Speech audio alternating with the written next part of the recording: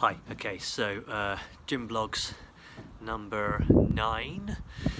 This is going to be my first tutorial of exercises. It's going to be one of my favourite ones, a Turkish get up. Pretty much, I believe, the number one exercise for improving your performance for BJJ, Brazilian Jiu-Jitsu, particular passion of mine.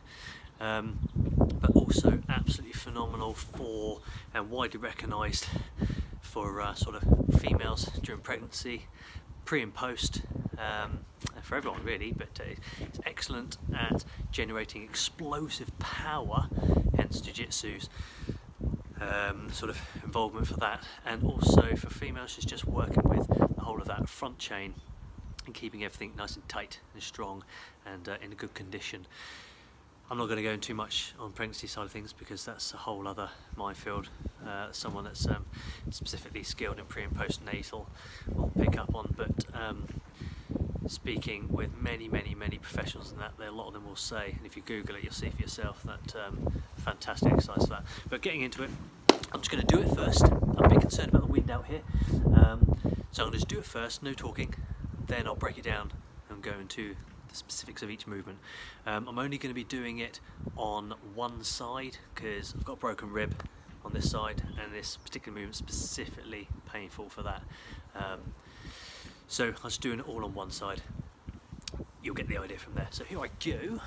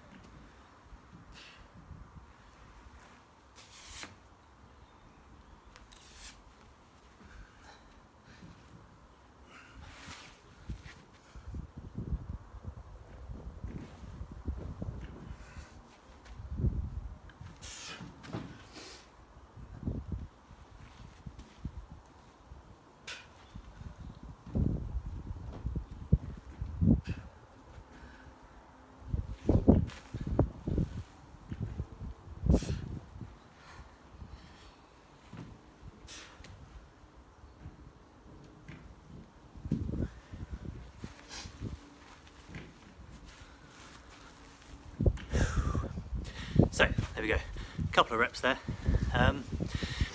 So the idea then, as you can see with the kettlebell, is in the beginning it's about creating explosive power to get up and off the floor and push yourself up onto the elbow, then furthermore up onto the straight arm, sitting up nice and tall, nice and straight, get a nice top thoracic extension, and from that point then moving your feet into a position where you come up onto a nice side plank. Hold that controlled side plank whilst you sweep your lower leg through and underneath you, posting a knee, and using a nice good strong side bend, using your obliques. Stroke the floor in towards your knee, up the side of your leg, and yourself up to a nice good solid posture, the base of what would be a lunge. Nice straight line between knees, hips and shoulder. And then from there lunge straight up, keeping the bicep next to the ear and maintaining a nice upright position, and then returning all the way back down. Let me just get a prop to give you some explanations. We'll break it down.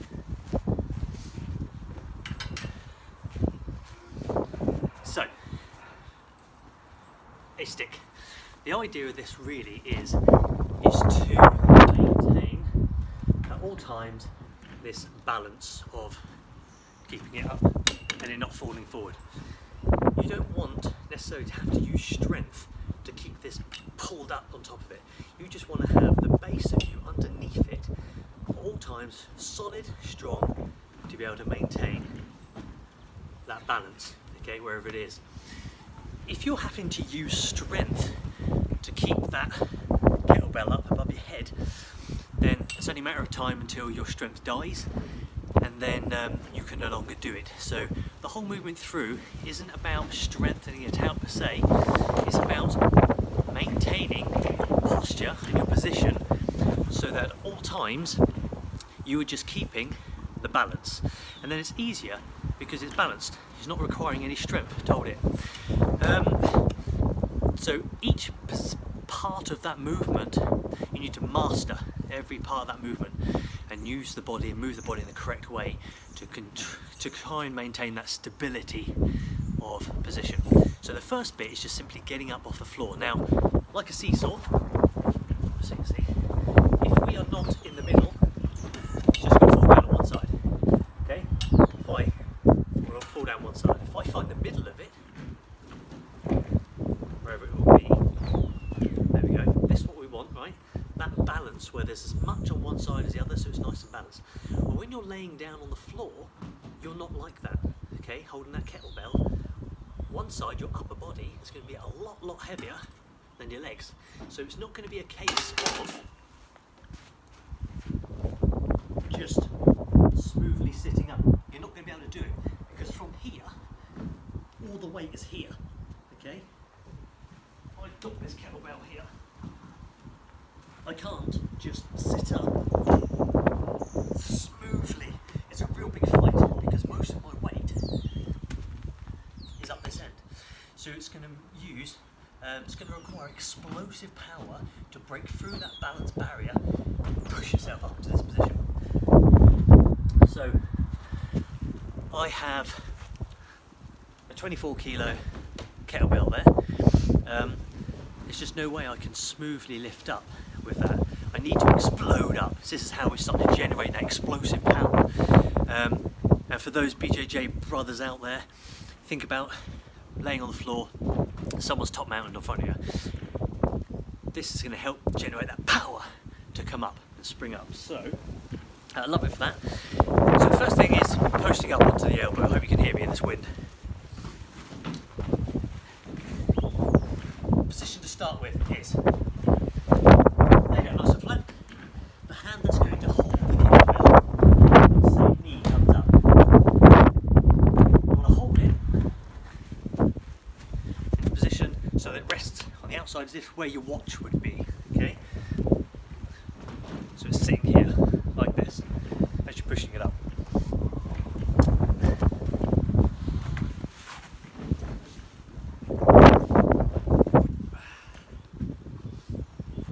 So, hands up nice and straight, same knees up, rest of you is just laying down flat. From here now, you want to push the elbow into the floor, explode up onto your elbow from here. And then when you get here, what you're trying to do is when you're here, you sit the chest up and get that posture up nice and high. A thoracic extension, okay? Your thoracic is your rib cage. Where your rib cage is, that part of your spine where your rib cage touches, that's your thoracic spine. And you need to thoracic extend. Just lift your chest up as if you feel like you're pushing your belly forward. That thoracic extension, so it's good posture. Okay, hold that thoracic extension.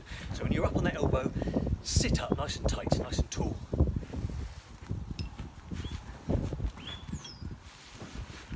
So I'll get back to that point there.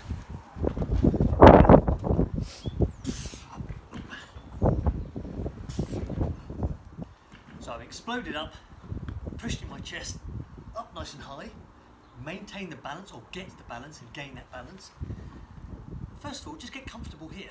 If you're not comfortable here and you're a bit like shaking around, you're not ready to move on. Keep that sole of your foot still flat on the floor. Other legs out nice and straight. Thoracic extend and just gain stability.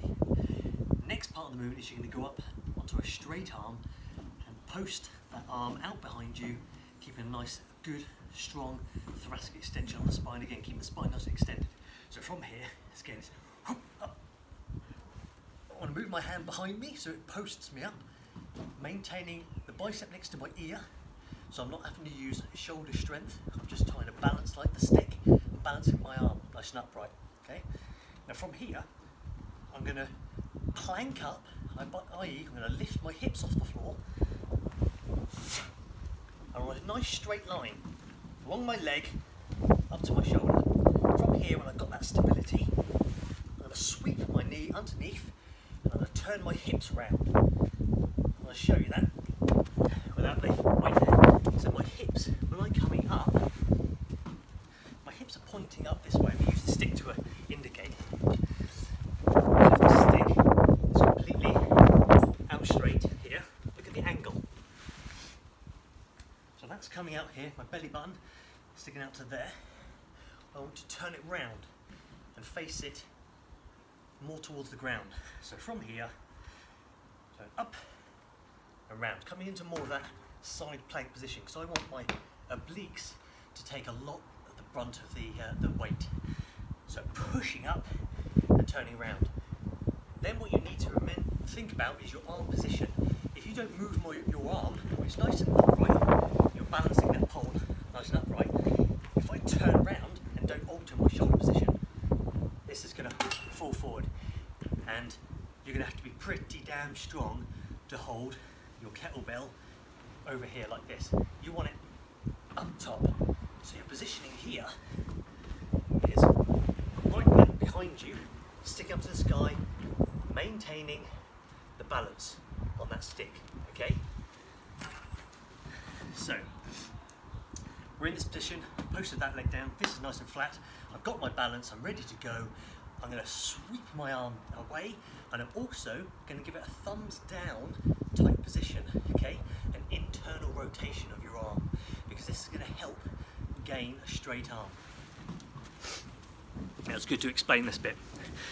Your bicep, predominantly your bicep's job is to pull your hand in towards the shoulder, okay? You're going to flex the arm in like this. But it's not your only job with your bicep. Your bicep is also involved in the twist, the supination, okay? Supination of your hand, external rotation of your hand, okay? It's quite a good tip. I mean, pronation, supination. A lot of people ask me, thinking, how do you remember which one's which? They get confused. Just think to supine the hand, soup. How would you hold soup? This way, okay? You're going to hold it like that. So supination is twisted hold soup.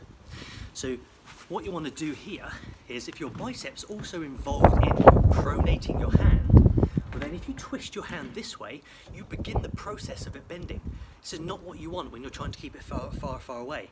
So the opposite to that, to supine the arm, if I show you here, you can see it in action, my mega biceps. So if we see the end of the bicep here, watch, can we see that on video? Watch what happens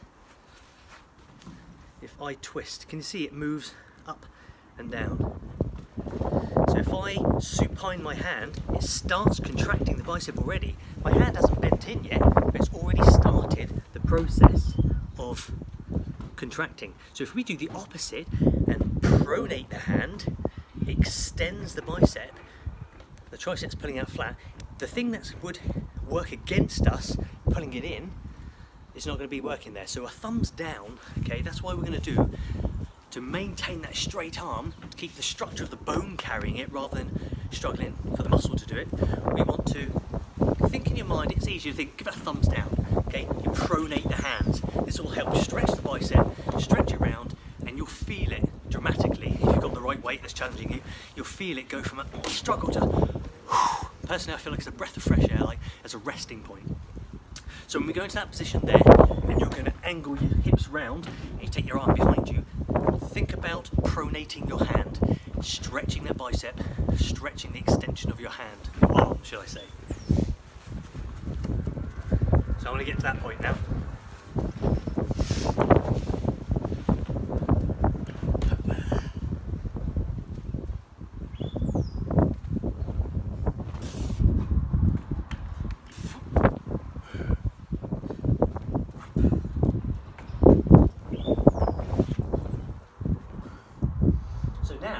My arms, they're almost stacked right on top of each other, but they're completely up and down, aren't they?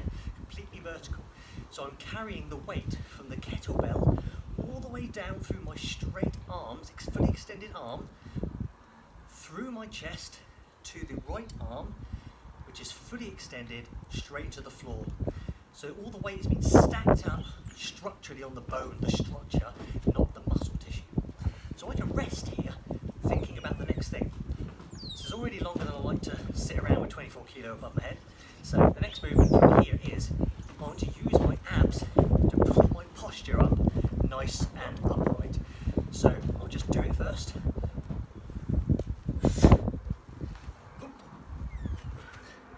Now what I did there that's quite important is, let me just bring this down. I wish I had a smaller kettlebell at home, but never mind, stop wussing it out and get on with it. So what was important there is key areas where people go wrong is they just pull themselves up any old way, which means you pretty much going to what's called muscle it out. Yeah, you can just pull yourself up anyway, just rip it up, pull it up, who cares how you do it.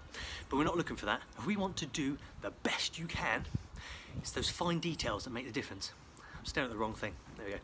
It's the fine details that make the difference.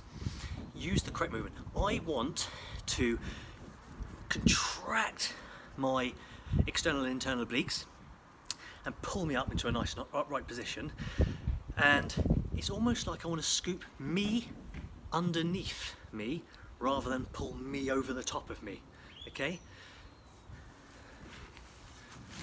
I can either grab that and pull it up, or far easier, I can get underneath and just prop it up, just like you would if it was like a tent pole or something. You'd go underneath it and you move it up. It's using physics, it's a lot easier to do. That's how we want to do it. Now the easiest way to do that is a thought process to help you. It's funny enough, stroke the floor. When you're about to take your hand and lift yourself up, don't take your hand off the floor. You want to get underneath you and bring that centre of gravity underneath you as quick as possible. You're going to stroke the floor into your knee, stroke up your leg, ooh, suits you sir. Alright, all the way up, and then sit up tight. So let me do that again and watch for me doing that, okay?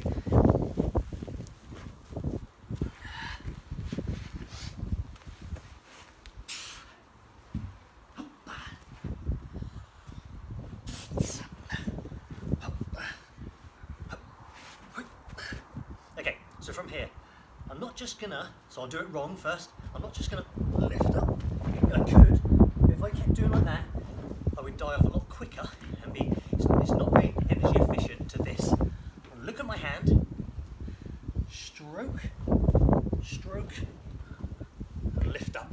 And then get this bicep right next to my ear and stack it up.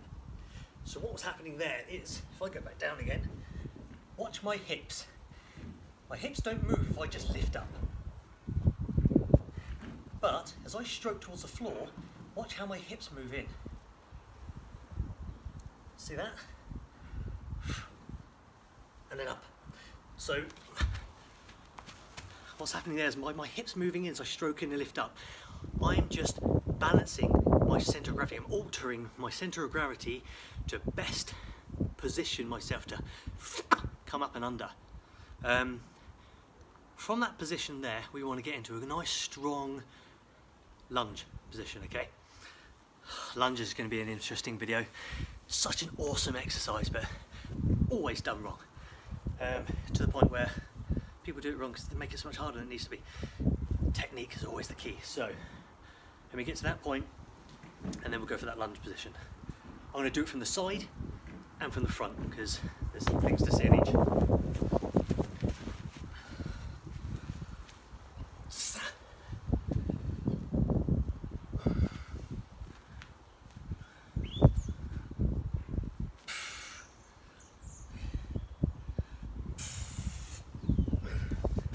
Okay, so side on, straight line, straight line, straight up, straight line,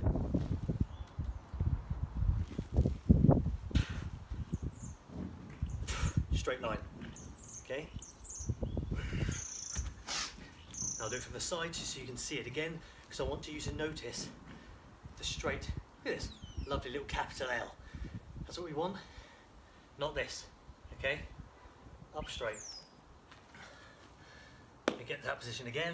I'm not going to pretend this isn't hard work now. Hop.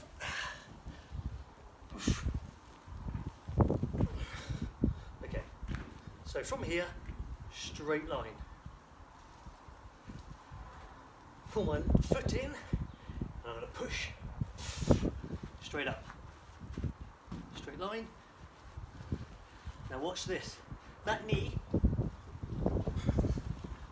to the floor.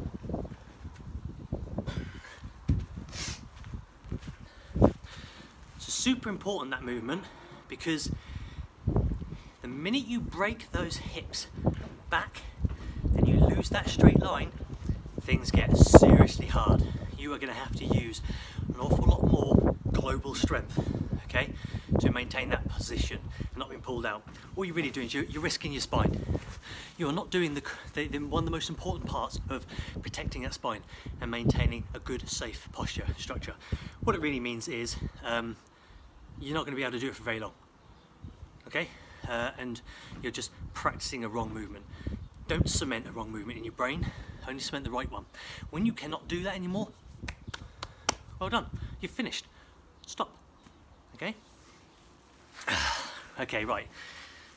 Let me do the whole lot again and try and watch for what we do. With the lunge, it's very important to make sure both feet, rear leg, front leg, work together, push you up like this. Don't do what a lot of people do. They try to make this one do all the work and then push this back up. Okay, my nose is centre of line. You want this, not this. Okay, people do this instead of this because it's harder. It feels hard. That rear leg, the quad, really has to work hard. But guess what? It can keep doing it. Okay, there's one thing in it being hard and not doable. What will happen on this is it might feel easier in the beginning, but it will die off to being able to not do it. Whereas this will feel hard, but it will keep being able to do it for a lot longer, right? Deal with that pain, it's just conditioning and the pain will go away. So let me go through it again, try to watch the posture and positions I put myself in, because every single step and stage, I don't just do it by accident, I do it specifically, and that is why I'm able to keep progressing. It's not about being better than someone else. I'm being better than me a month ago. I'm able to keep progressing in terms of the weight I'm lifting, the amount of times I can lift it, or just the duration I can keep doing it, simply because I keep training. I'm not exercising, I'm not practicing what I can do, okay? I'm pushing the envelope of what I can do. And that is my training, which means I can be better. So watch in again.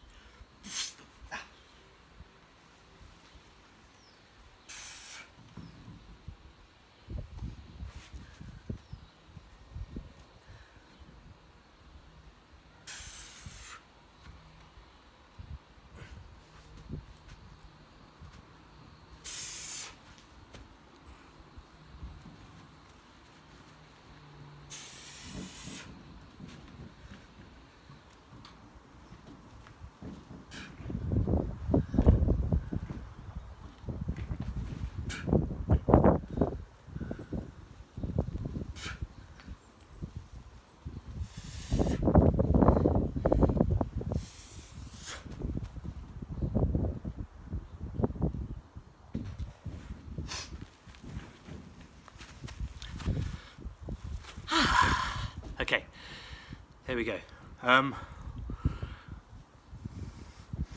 Without some feedback, it's very difficult to know what areas you feel like you've got, whether I've explained it fully or not. I think I've explained it well enough in that, but doing this to myself again, like I said, it's very new without having that to and fro feedback. Questions on your comments. But Turkish get up, great exercise, really, really is. Okay, can you do it with something other than the kettlebell? You can do anything. but I wouldn't.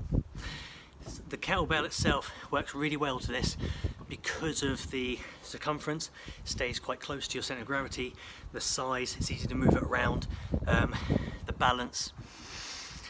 Personally, I would just say it's done with a kettlebell, do it with a kettlebell. Pick and choose the right weight for you. When I first started, I did it with a 12 and that was really, really hard. So just pick the right weight for you, and when you find you can do more than sort of perhaps 6 in a row, I'll start pushing the weight up. This is all about building explosive power, so it means, remember, we're working really on those type 2 muscle fibres, those explosive, fast twitching ones that generate power, explosive native force. And the definition of that should be done with heavy. The only thing that train, I've mentioned before, the only things that train type 2 muscle fibres is heavy or fast. In training, really heavy. Heavy means something you can't do more than 3 times. And this is a dynamic movement. It's a very global strength positioning body movement. Sorry. So it's very hard to say what is 3 reps and done. Something will go. You cannot do that more than 3 times. Whatever the muscle tissue that broke down to stop you from doing it more, that's the one you're training. You're always training your weakest link. Okay. Personally, if I can do something more than 3 or 4 times, I'll just put the weight up. Struggle to do it once again, twice, 3. As long as I can do it once, I'm on the foot on the ladder, and I'll keep progressing up and up if I'm doing that type of training, that explosive type 2 muscle fibre training. If I was just doing for endurance stuff on this, because I want to gain some muscular endurance on it, if I'm doing, that was a 24, so if I was doing a 24, I'd probably half it and go for those at 30 in a row, 40 in a row, something heavy, intensive like that. But it's not really about that, this sort of exercise. This is just about generating power. Just get the heaviest one you can do with perfect form. I know I could go a lot heavier. House blown away, a little bit of off to Oz. Yeah, I'm waffling. Get away, you know what you're doing. Questions, comments. Laters. Bye bye.